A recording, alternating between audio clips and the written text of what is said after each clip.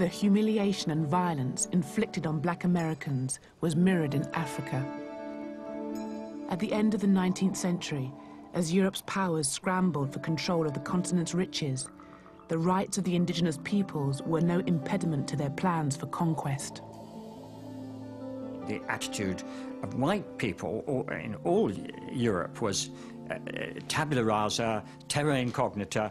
Here is a place which is a sort of no man's land, and in other words, we can create our own states there, and we're going to bring order and civilize them. Always the word civilize was used. Whatever you were actually doing, whether you were shooting them, you were civilizing them.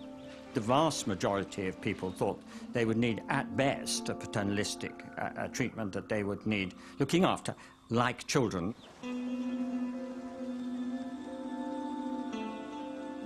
After the Conference of Berlin in 1885, Europeans embarked on a continent-wide land grab.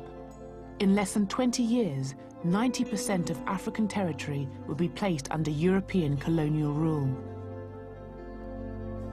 One of the main beneficiaries was King Leopold II of Belgium. Aware of the vast fortune to be made, he persuaded Europe's powers to recognize his sovereignty over one of Africa's largest regions, the Congo. Here was this man who became King of Belgium in 1865 at the age of 30. Enormously shrewd, enormously greedy, enormously ambitious, and with an absolutely brilliant sense of public relations. He hired the explorer Henry Morton Stanley, the man who found Livingstone, to go to the Congo and essentially stake out this huge territory for him. Leopold got first the United States and then all the major nations of Western Europe to ratify his seizure of this enormous territory in the center of the continent. First, Leopold created a smokescreen, claiming that he wished to educate a savage people. They were all really fooled by Leopold because they took him at his word. They thought he was a man who's going to lose all his money in this crazy philanthropic venture.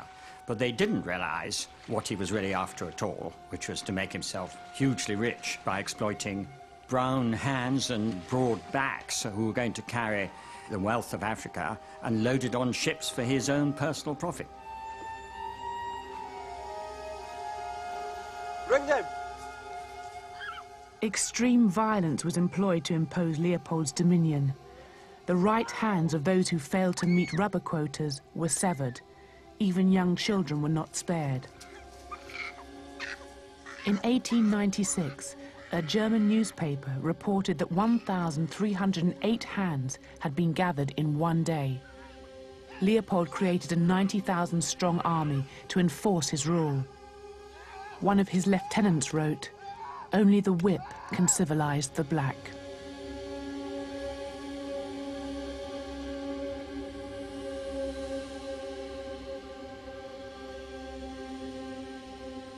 They would go into village after village.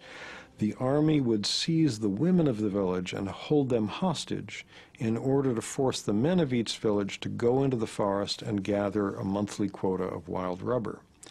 And they did this for about 20 years. And you can just very easily imagine if you have a village where the women are all being held hostage, the men are all in the forest as forced laborers for several weeks out of each month. There's nobody to plant and harvest food, to go hunting, to go fishing, to do all the normal things through which a community feeds itself. So from all of these causes, starvation, being worked to death, and most of all from the disease that hit this famine-ridden population, the best estimates are that between 1880, when King Leopold first got his hands on the Congo, and 1920, that in that 40-year period, the population was slashed from about 20 million at the beginning of that period to around 10 million at the end. So an enormous loss of human life.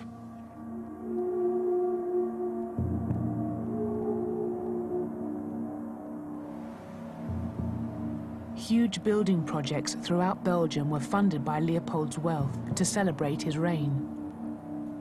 Leopold built himself a palace, now called the Museum of Central Africa, to display his spoils. For historian Bambi Koipins, whose father is Congolese, the building embodies the myths created to justify Belgian rule in the Congo. The central hall gives you the idea of what the museum is supposed to be about.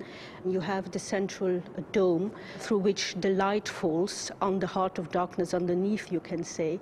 Simultaneously, the dome also presents the sky, God, and then in the central hall, underneath that representation of Leopold II, are statues of Congolese. So what you really see were the hierarchical relationships that structured the relations between the colonized and the colonizers.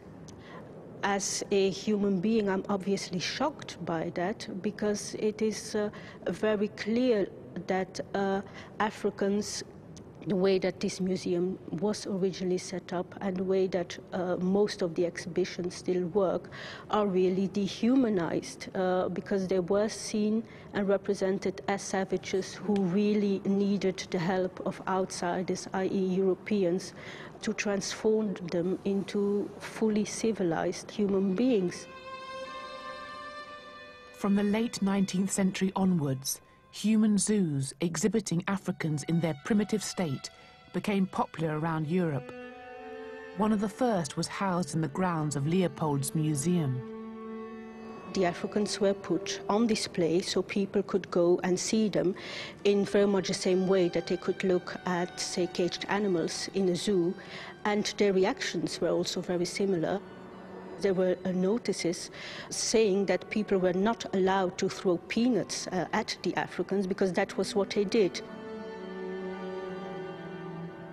This museum is also, in a very real sense, the only monument to Belgian colonial history left in this country. So if we dismantle the museum, there is a very great danger that we also eradicate the public memory of that colonial heritage.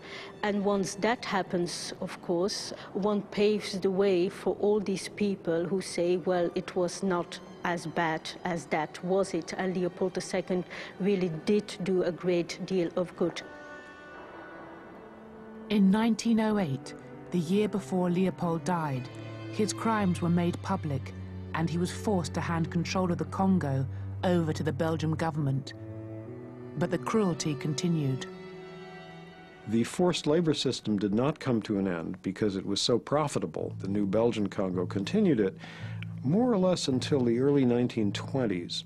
At that point, the Belgian colonial officials realized that their population was shrinking so rapidly from the effects of the forced labor system that they had to modify it. They had to make it less lethal, or otherwise they would have no labor force left. Although 10 million people died, the Congolese genocide has largely been forgotten in Europe. In the book The Heart of Darkness, the author Joseph Conrad, who witnessed the violence in the Congo, writes, "The conquest of the earth, which mostly means taking it away from those who have a different complexion or slightly flatter noses than ourselves, is not a pretty thing when you look into it too much."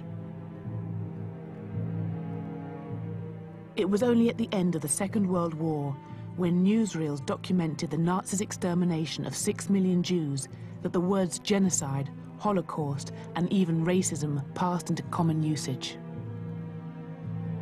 Whatever the origins of the word racism, that is when it was first coined, there's no doubt that it was first used to think about Nazi treatment of Jewish people. That was the case that gave the word racism its modern shape and meaning, in fact, brought it into use as a word, and also, therefore, brought it into use in a context where it was unequivocally clear that it was a very bad thing.